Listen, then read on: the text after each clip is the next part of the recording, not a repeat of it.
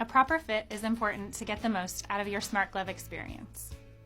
When the glove fits properly, the system's data will have the greatest accuracy and allow the sensors to properly pick up the user's movement.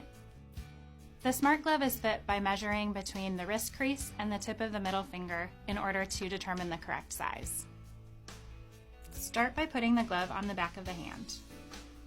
Attach the finger bands at the first joint, which is also called the DIP.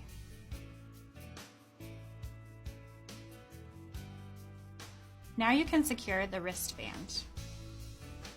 Make sure the body of the device is below the first knuckle, or the MCPs, not sitting on top of them. Secure the hand straps. A goes on the pinky side and B near the pointer finger.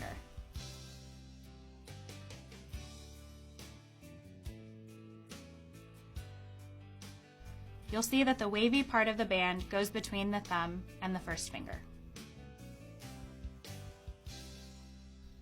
Now you're ready to get started with your Smart Glove training.